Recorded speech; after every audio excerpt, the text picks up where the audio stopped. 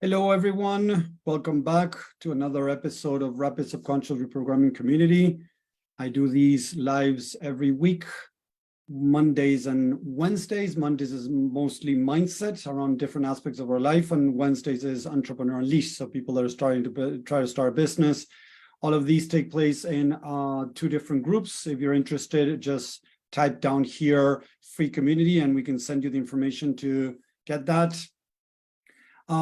Today, I want to talk about something that I spoke this past weekend. We're talking about the 2-day challenge to understand how the mind works and how to start making changes. And I want to cover this a little bit more today, open it to the group, to everybody here, my community in here. So if you're watching on social media, please type, if you can type #live, that would be great. If you're watching live, #replay. If you're watching replay, that's awesome. So that these type of things get more out there. Facebook shows it to more people. The idea of this, as you have seen this past weekend, I did the free 2-day challenge where I share lots of my work, a lot of value there. And I want to keep sharing. I want to help people that are struggling. I struggled for many years, so I want to save years of struggle to people. So let's talk about this, that I've seen so many people teaching it all wrong. Right? A lot of people out there, even big names out there, are teaching us how to repress, ignore, throw away, push away the negatives that we're feeling in our mind. So whenever I'm feeling, sad, if I'm feeling angry, I'm feeling whatever, most of the times a lot of people, or even negative thoughts, I'm not good enough, they're teaching us to just try to force ourselves to change. They use very nice names, but at the end of the day, we're forcing ourselves to try to change our state instead of actually facing what we're feeling, why we're feeling this. And this is what came up last week. I was working with somebody and he came to the session complaining and feeling really down, right? So the first thing that I did is I told him, okay, remember, you got valid reasons to feel like you do.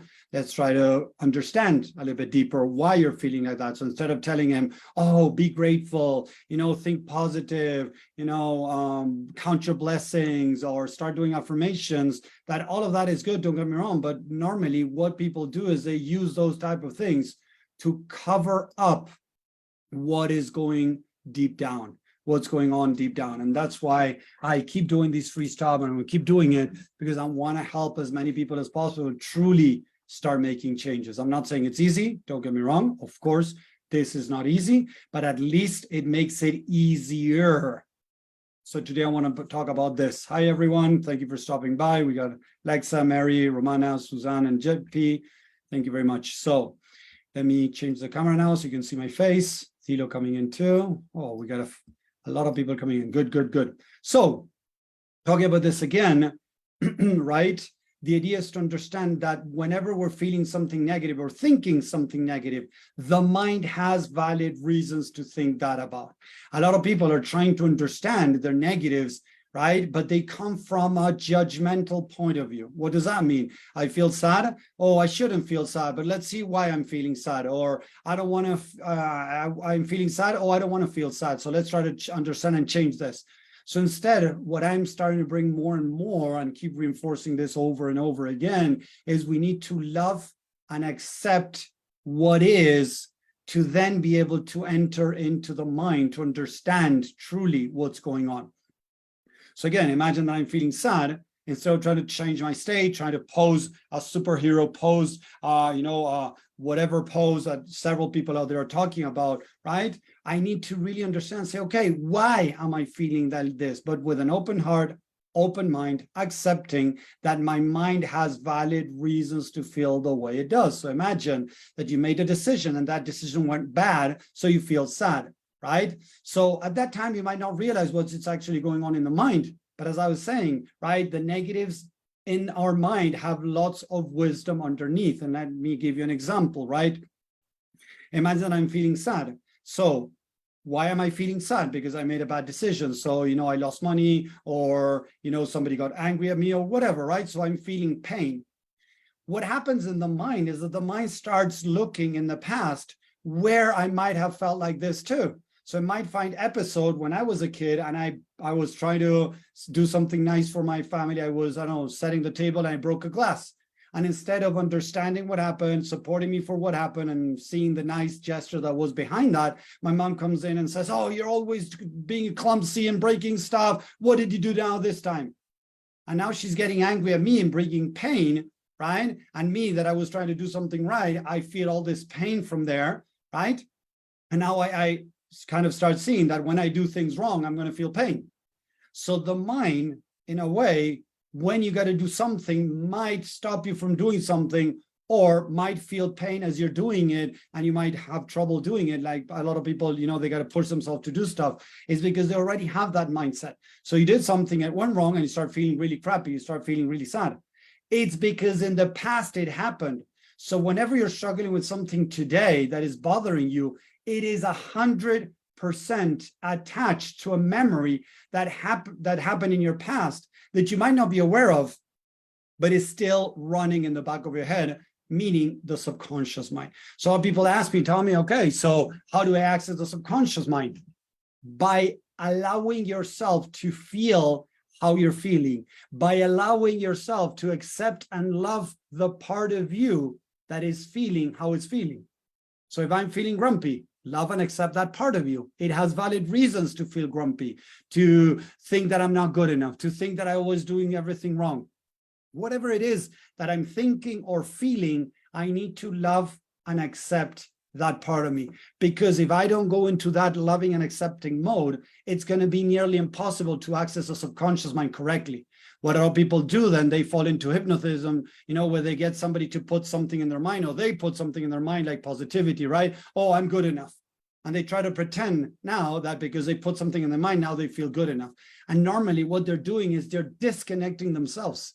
Why? Because if my son comes to me and he says that I'm sad, and I ignore it, or I try to tell him, oh, don't be sad, be happy, he's going to deny his experience, disconnect from himself, and now start thinking that he needs somebody to tell him how he feels. Doesn't that resonate, guys? Type a yes in the chat if what I just said makes sense. That you in the past have been looking for people to tell you what to do or what to think or what to feel. And it's not about that. It's about saying, okay, I feel like crap. I feel grumpy. I feel sad. I feel lonely. I feel not good enough. Let's explore this. Let's accept that we have valid reasons to feel like we do. So instead of repressing it, instead of ignoring it, let's embrace it. Love and accept what is, whatever it is, whatever negativity is coming up, whether it is a thought, whether it is a feeling, embrace it. Love that part of you, because it's seriously another part of you. It's not you, Tommy, like the adult here talking now, but it might be a part of me, a memory, maybe a 10-year-old that went through a traumatic moment, right? And it's still stuck in my mind as another part of me. And seriously, that's how the mind works. If you want to learn more, type challenge over here, and we can send you the recordings, free recordings of the challenge that we did this past weekend, where we shared how the mind works and all these things about different minds that we have within our own mind. Because if we would have one mind, like most people talk about one mind, you would say, hey, I'm going to do this, and you go do it. Hey, I'm not going to do this, and I'm not going to do it. I'm not going to eat this, and then I eat it. I'm going to go to the gym every day, and I don't go to the gym every day. I'm going to change my diet, and I don't change it. I'm going to stop procrastinating, and I don't stop procrastination. So how can it be that suddenly I put myself, I set my mind to do something, and I don't do it? If there's one mind, I should be able to do it. So there's not just one mind. I know it's a difficult concept, but it is true. Because all those parts of you from your past that are stuck within you are other parts of you that are pulling harder than your mind today consciously. Remember, subconscious mind and conscious mind.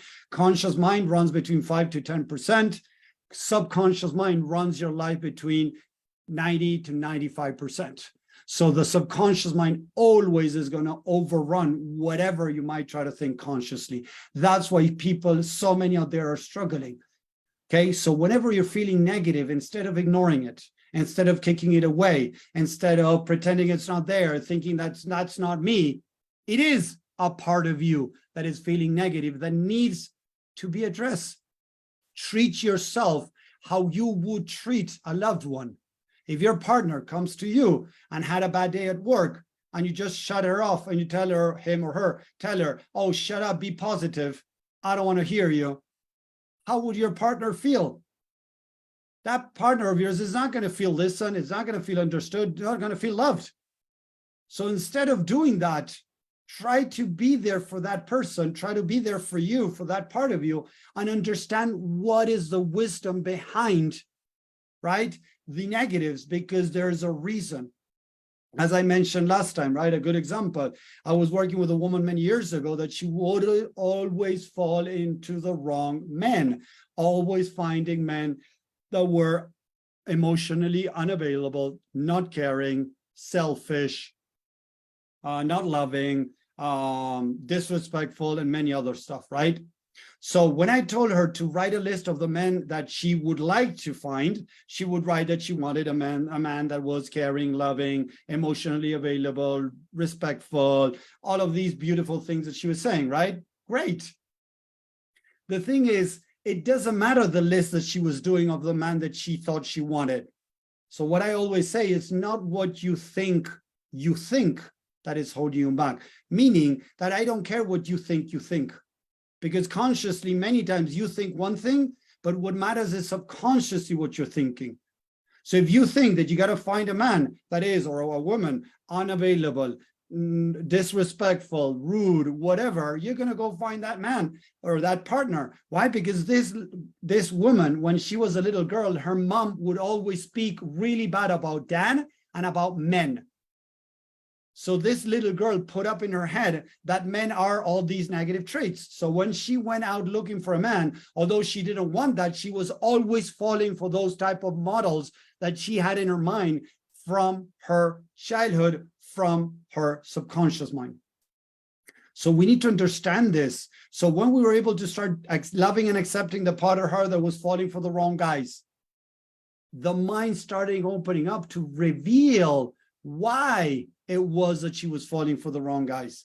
I hear a lot of people that tell me, Tommy, I've been trying to apply your tools, but I get stuck. I've tried to do it by myself, and I don't know what happens, but the mind doesn't tell me anything. When I ask myself, okay, why am I doing this? Why am I looking for the wrong guys? Why am I procrastinating? Why am I not doing laundry? Why am I not doing my bed? Why am I not doing my organizing my garage? Why am I doing or not doing the things that I need to do? And the mind doesn't reveal anything. They just hear crickets. It's because they're coming from the wrong place. If you don't love and accept the part of you that is in the first place trying to protect you, remember this, the mind is not the enemy. The mind has developed mechanisms to protect you. And yesterday we were talking, and look at this, guys, how the mind works. There was somebody in the call, in the Zoom call, right, that he was telling me that when he was a kid, his dad would tell me that he didn't deserve anything. So he started believing that he didn't deserve love. So whenever he, as an adult, was trying to listen to that part of him, take that part of him love, that part of him wouldn't accept it. And you say, but Tommy, how is that protecting? Listen to this, okay? There was a part of him that had listened to dad saying that him, little kid, didn't deserve anything, not even love, right? So as we look up at our parents, whatever they tell us, we start thinking that that's the truth. So if dad is telling this guy that he doesn't deserve love, he's not going to accept love from others or from himself because he's scared that dad is going to stop loving him. Look at how, tricky this is. He felt that dad was going to stop loving him if he accepted love from others or from himself. If he accepted love, I'm going to, in a way, be against what dad said. Does this make sense? Type a yes or a no in the chat if this makes sense. He created this mechanism to protect himself from not receiving love from his dad. And although he wasn't receiving love from his dad, don't get me wrong, because his dad was telling him that he shouldn't be feeling that he deserves anything, deep down, he made up this mental construct: I cannot accept love because I might stop being loved. The mind starts associating things the wrong way. It is the wrong way, don't get me wrong, but it is a protective mechanism.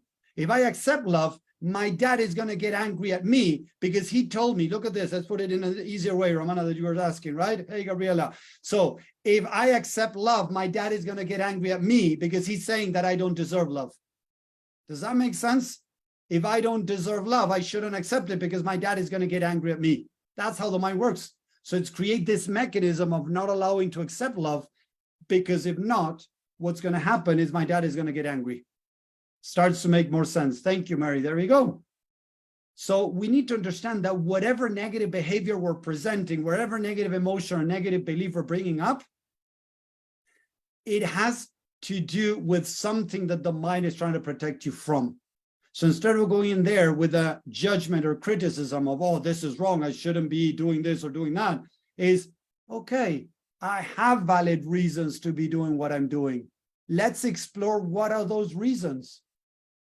If my kid screws up and I go yelling at him, what did you do? You did this wrong, blah, blah, blah. And then I go, why did you do it? Come on, tell me, what did you do it?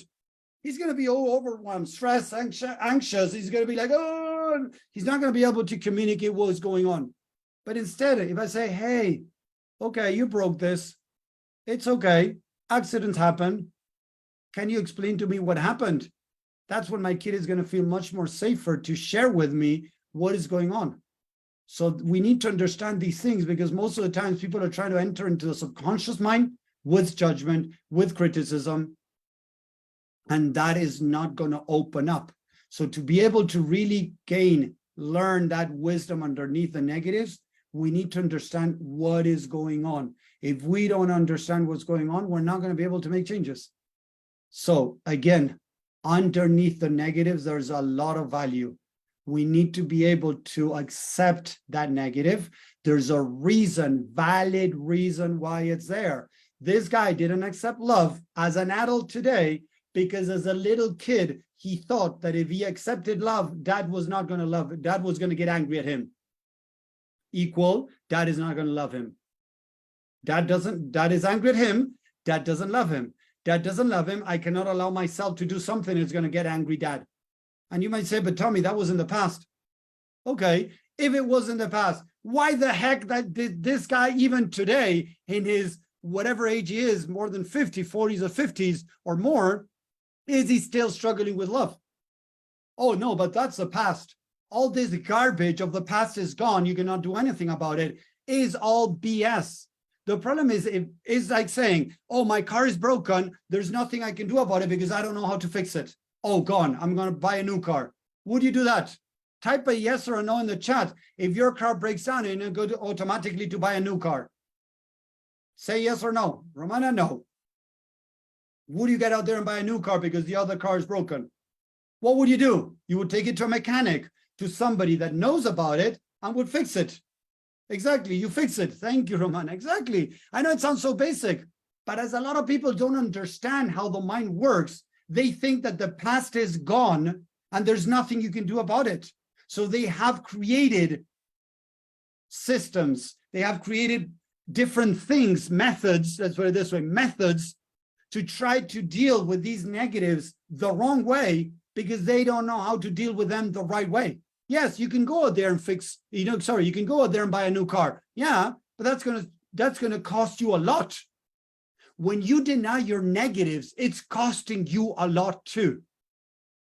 So if you want to stop that nonsense, doing what everybody else is telling you to do, of denying the negatives, ignoring them because they're gone, that's not you, that's BS.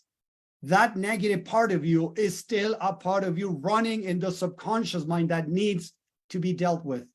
Need to learn what is going on. I'm not going to cover now how to learn from it, right? I explained that on the free session, on the free challenge. You can see the recordings if you want to, right? Of course, to go deeper. Every week I try to cover a different topic. Today is about dealing with your negatives, loving and accepting. First step, love and accept the part of you that is procrastinating. Love and accept the part of you that has fear. Love and accept the part of you that is complaining. Love and accept the part of you that feels depressed. Love and accept. How would you feel if you're feeling depressed and your partner or your best friend comes over, gives you a hug and says, hey, it's okay. I get you. It's okay how you feel. How would you feel? It's all attachments. Yeah, we're going to talk more about that. Okay. It's not your true self, it's an attachment, but you need to love and accept that part of you so that you can turn that part of you around from being something negative, a false image, into you becoming more your true self. So yes, we need to deal with that. Okay. So does this make sense what I'm saying, guys, about dealing with the negative? Stop repressing, stop ignoring, start trying to convince yourself that that negative is not you and just get rid of it, because it is a part of you that went through something painful normally as a kid and is still reliving that in the back of your head. It's like a program. Imagine an old program in the computer that you don't need anymore, maybe, but you need to address it. And sometimes it gets stuck in the back of the computer. So now you're going to take it to a tech, or you're going to learn about software. So you can find that software, fix it, change it, or update it so it works better. So what we're doing is updating our software, people. We're updating our software so it works in a more efficient way. Exactly, Suzanne. We're working on loving all of us, all of those parts of us, because those parts of us have negative emotions and negative beliefs about themselves because of what they went through. When my dad hit me, I started believing I was inadequate. I wasn't good enough. Was it true that I was not good enough because my dad hit me? No. But a part of me believed that. So I need to address it. So behind the negative of I'm not good enough, that's not true in a way. A lot of people say, oh, but Tommy, that's not true. Change it. No, it is true. For that part of me that my dad hit me, it is true that I'm not good enough. It has valid reasons. It has proof. Listen to that word again. That part of me has proof to think that I'm not good enough. Does that make sense? Type a 10 in the chat if what I just said makes sense. Yes, Mary, it is possible. It is a journey. 8, 10. We'll talk more, Romana. Don't worry. When we'll jump on the Zoom call, only Zoom call, we're going to address that a little bit more. No worries. So I need to understand that I have valid reasons to think that I'm not good enough, think that I'm inadequate, think that I'm a loser, think that I'm the only way to be loved is by performing, by getting good grades, or having a title, or having sales, or whatever. It is okay. I have valid reasons to think that because somehow I've learned that in the past. So I need to love and accept that so that I can learn then. And as I did, I went back to that incident when my dad was hitting me. I didn't erase it because I cannot erase a memory, but I dealt with it in a different way. So that part of me, little Tommy, didn't take with him the idea that he wasn't good enough because his dad hit him. I started changing that perception. The story of the incident of what happened, the memory is the same. My dad hit me, don't get me wrong. But what I did is I helped little Tommy, the subconscious mind in this case, right? I see it as a little Tommy. I helped the subconscious mind, little Tommy, start healing and changing the story that he made up in his mind about why his dad hit him. So from every negative, there is always a lot of wisdom to be able to unbury and take care of to help you start growing. So stop doing what most people are doing. Just do it. Push yourself, kick yourself in the butt, go do whatever you need to do. No, stop that nonsense. Listen, understand, support, and love the part of you that doesn't want to do. Because that's when the true change comes. Because from there, if you do it the right way, I promise you, guaranteed that you're going to start being able to do more of the things that you're not doing. It might not happen overnight. It might not happen in a week or maybe even a month. But the more you practice, as you go to the gym and you don't see changes the first week, the first month, maybe in the next 2 or 3 months, you start seeing changes. I guarantee that when you do the right way with the mind, you're going to be able to start making changes, start doing the things that you're not doing, but from a loving place. Because kicking yourself in the butt might work, but creates a separation within you, creates a bigger breach, creates more disconnect. more emptiness. And the idea is to create more love, more acceptance, right? And connection. How you feel just force. Yeah, there you go. Look, Romana, I've heard today that, again, no matter how you feel, you just force yourself to do it. That builds discipline from a guy who was before inspired for. There you go. You see, it's good that we discern. I might be saying something wrong, right? So we need to learn how to discern. This was a big thing that I talked in the challenge a lot about discerning. Right now, I believe that this is the highest truth. I might be wrong, right? But see how it feels to you, Romana. How do you feel when you force yourself hard to do something that you don't want to do? Do you feel happy while you're forcing yourself to do something? Do you feel connected? Do you feel in peace when you're forcing yourself to do something? Do you feel drained after you do it? Do you feel more empty after you do it? Test it out and see how it goes. So happy with results, but with my inner state. What do you mean? But not, okay, but not happy with my inner state. There you go. So if your inner state is not okay, yes, something happened on the outside, but you broke something on the inside, quote unquote. You broke the connection. You're disconnecting from yourself. And the idea with all of this work is to connect with yourself, not disconnect. I hope it makes sense. Again, don't believe what I say, but if you want to challenge me, I invite you to also challenge yourself and challenge the people that are saying the opposite of what I'm saying. Challenge everyone, not just challenge Tommy, because it's very easy to challenge something new that you've never heard before, that it kind of, maybe it's difficult to make a lot of sense of it. If you're willing to challenge me, I invite you to challenge yourself and the people that have taught you what you have learned.